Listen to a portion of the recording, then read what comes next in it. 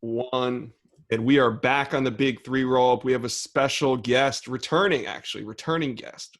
We have Ray McCloud of the Buffalo Bills. Ray, welcome to the show. Thank you for having me. Thank you. Yeah, for sure. You've been working in here in the Tampa Bay community for a long time. It's nothing new for you. I know you've been doing great work with the guys from Unsigned Prep. Shout out to Ricky Saylor. Really, you've been doing that since your freshman year in high school. Middle school. Yeah. So you've always been deep in this Tampa Bay community. Now there's a lot of change taking place. There's just a lot going on in the community. What's it been like for you these past 2 weeks? Past 2 weeks for me has been really just training until the other day when my cousins, we always in the group messages talking about any and everything. And it was like, such and such, I think we should do something positive because everything was so negative on the news about Tampa and what everybody was doing down there. And that's where, like, my grandparents been living there since I can remember. They still live there. And so we just decided to go down there and do something positive and change the narrative a little bit. To kind of refresh people on what you did on all the nights run together now. So what was it, Friday night it got bad in Tampa, or was it Saturday night? Things got pretty bad around University Mall, and there was some looting and a building got burned down, specifically the Champ store and another. It was Saturday night. Saturday night. So on Sunday morning, you got off the couch, man. Who all was out there, and what was your guys' intent? Well, Marquise Levette and James Everett, who's route god, they initially came up with like, Ray, let's try to do something positive for you, like with your influence. I'm like, we try to come up with something. We were originally supposed to clean up University Mall. Right. And we were like, oh, it's already cleaned up, which I already told him. I said, that thing already probably cleaned up, right? He's like, well, let's go check. And we went over to check and then ended up being clean. I said, what y'all want to do now? I said, everybody was like, let's go over there. We went to Champs and crazy sight, we were like, right? dang, I didn't know it looked that bad in person. So we went over there, started cleaning everything up. They had yellow tape on. We were like, so what? Let's go. Come on. And so we ended up doing that, cleaning it. And I can remember out there, I remember people just pulling up and just hopping out, like, thank you. Can you have extra trash can? You have extra gloves? And some people even left to go get some waters and left to get more gloves because more people came. And but I know Alden Tate was part of it, Isaiah Rogers, Ish Witter. Dope. My brother, Jordan McCloud. Mm-hmm. Cotty Mlin, who cuts hair here. Jeffrey Soares, who went to Gaither.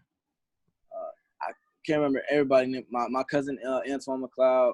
My cousin, Marquise. It was just so many people. And we all consider each other family, not friends. So there was so many people out there. I even brought my little sister out there so she can know and be ahead of the game and know what's going on and everything why things are happening. Right, man. I think what you guys are doing is dope, man. Everybody plays a role. You know what I'm saying? Everybody think they got to do out, be frontline, protesting. Everybody ain't got to do that. That may not be your thing, man. But you guys getting out there and doing stuff like that, just like voluntarily, like, yo, I may not stand out there and protest, but I'm gonna do some cleanup. Instead of bitching about it on social media and that stuff, just get active. And I like that, man. It's good energy. Yes, sir. Yes, sir. So what is your opinion on overall what's going on, man? Like, where do you stand in things? I don't want to get like too political with it. I know of course. you got to be guarded somewhat. You know what I'm saying? I got to keep that in mind.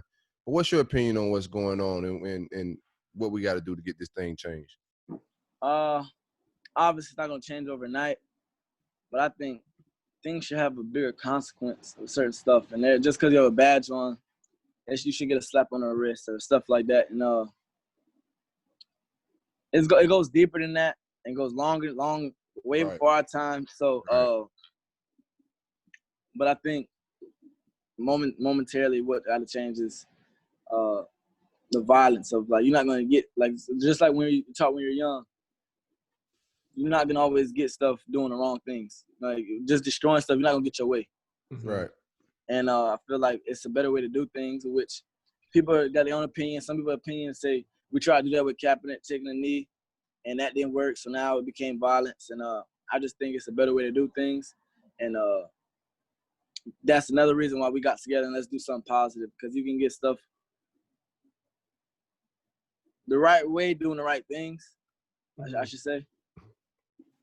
Right. And you are working on setting up your own foundation, correct? Of course. Yes, sir. And what's the purpose of that? Kind of what's behind all that? Tell us about it. For me personally, it was way before this I was gonna set it up. I actually have a sleeping disorder. Okay. And so that was, for me, it was gonna be like, I have ADHD and sleep disorder together. It's kind of hard to deal with sometimes. And I know it's a lot of kids out here that have ADHD and can't focus, can't concentrate on school, and it hinders their grades and stuff. So that was my foundation. But one of my closest cousins, like my sister, just got cancer, stage 4 cancer. So we're building something for her right now and put something together for her. And that's something that I'm probably build on foundation on, and I'll hold off on my stuff and just build on her. Well, once you get that up and running, man, definitely let us know, and we'll get the word out, pass the links out, whatever we can do. Yes, sir. I would love that. I want to talk to you throughout, the last couple years. Your former coach Dabo Swinney always seems to kind of cause an uproar with his comments on race and social issues. What's your take on Dabo's stance and why he's always so polarizing whenever he seems to speak? I'm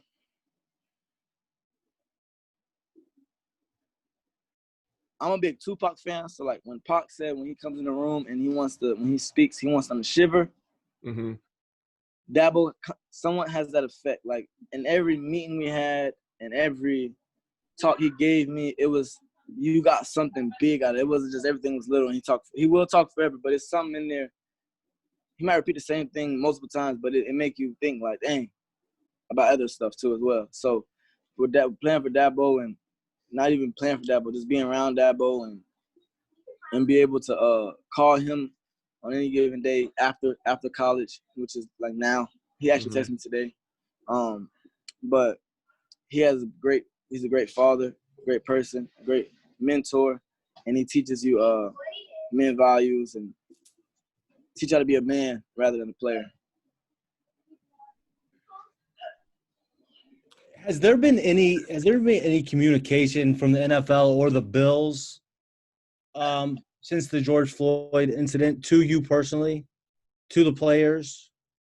Yes, sir. The owner shot us a group message through our teamworks about that stay safe and just keep your heads up. And then obviously they can't be in our shoes and feel what we feel, but they're behind us 100%. And anything we need, they'll help us out. And so that was that. What are they telling y'all as far as corona-wise? Would you guys planning on playing some football? Yeah, we plan on having a season, but we don't plan on going back like ASAP right now. So we just got virtual meetings, and that's about it right now. So you don't think you guys gonna have mini camps or anything like that? You guys gonna just like what are they telling y'all like that, like report back wise, any roundabout date? Because here's my thing, I'm gauging everything coming back around the NFL. Like I think like the NFL, if they don't come back, I don't think shit coming back, in my opinion. Obviously, yeah. I'm using NFL to gauge. I agree with that, because NFL is a big market towards probably number one sport in the country if we're talking about numbers on TV. Right. So you spoke something right there, but I can't say. They know more than me. They still waiting on us to hit us back, but our coach just said be somewhere around. Our meetings, like original, no matter what's going on, June 18th is our last meeting date for us. And then you get our little break, whatever. But that's no matter what's going on, we got to be back or not. That's our last meeting date, June 18th. Okay, man, I got to meet your dad a couple of times, some of these camps when your brother was going through his recruiting camp, man. Solid dude, man. Yes, sir. When you doing your philanthropy and things in the streets and all that stuff, is that something you got from your father, or like? Can you say it again? I'm sorry, you broke up a little bit. Your philanthropy and the things you do in the community. I'm sorry, hold on. TJ, cut that part out. 3, 2, 1. Your philanthropy and things you do in the community. I met your father before in the past. He seemed like a really solid dude, man. Did he pass that down to you? Where did you get that from? I mean, a kid is only gonna do what he sees, and I always seen that my whole life. So it's kind of installed, but it was something like he just didn't like. You're gonna do that, or no? It was just something I seen that's the right way. Like I didn't see my dad from when I was younger in youth football. We have kids with less than me come over, stay at my house for a period of time, a whole summer to work out. He just giving back and making sure those kids getting the same opportunity that I may have, and just being around me. And he still does it to this day. When I'm in the faculty doing whatever I'm doing, and he still got kids coming back. Some kids talk to him more than they talk to their own parents. And so he just built that relationship with them. They can always have someone to talk to, always someone be able to push them and give back in that way. It ain't always got to be with money or right. anything Resources like that. matter, man. Yeah, just having someone to be able to talk to, someone to count on when you most need it. And that's how I look at that. And eventually I want to make that to be able to change people's lives, including money. Right. Because money's a big source in some people's lives. So, that's that. Shout out to your dad, man. I saw him at Team Tampa practice just before the shutdown all began. Still doing well, always positive. Ray, we want to thank you for joining us on the Big Three Roll Up. Keep doing what you're doing in the community. And when you get everything set up, man, reach back out to us. Any way we can help you promote it, just let us know. Yes, sir. God bless y'all. Thank y'all for having me. All right. Thank you too. All right, man. Yes, Stay up. Thanks, man. Yep. Ray McCloud, everybody. Former Clemson Tiger, current Buffalo Bill, doing big things here in the Tampa Bay area. I'm glad you said that first. I almost said Ray Armstrong. I ain't gonna lie to you. No, I know. Y'all, I almost do it all the time. When he said Ray was coming, I said Armstrong and shit, but I was just about to say Ray Armstrong, all right. Yeah.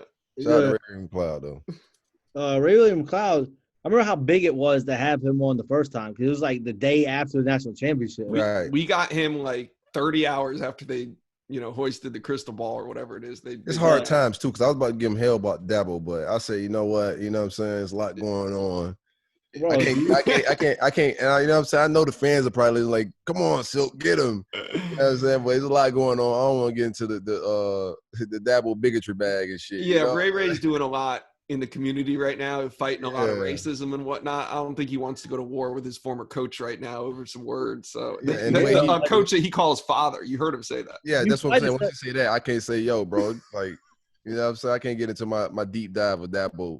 You tried to set him up, but he wasn't going for it, dog. He's got Berg set him up. That's what I'm saying. Berg tried to set him up, but he got the everything he said. He compared Dabo to Tupac. He set the vibes for you when he said, I just talked to Dabo. Yeah. This morning, as a matter of fact. And he took Dabo loves me. And that was really smart by Ray. Like, he took that 5-second pause to kind of gather his thoughts, not say something off the cuff. Well, because Dabo catching heat right now a little bit.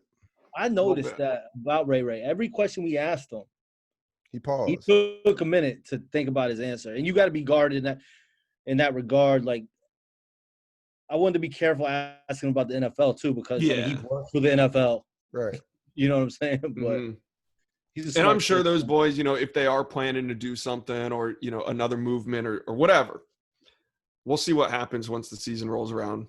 We don't need Ray to tip us to it, but I'm sure there's some talks going on behind the scenes. Oh yeah, I'm sure Kenny Stills and them are thinking of something right now. Yeah, we'll get him back on. But shout out to Ray and everything he's doing in Tampa. Already.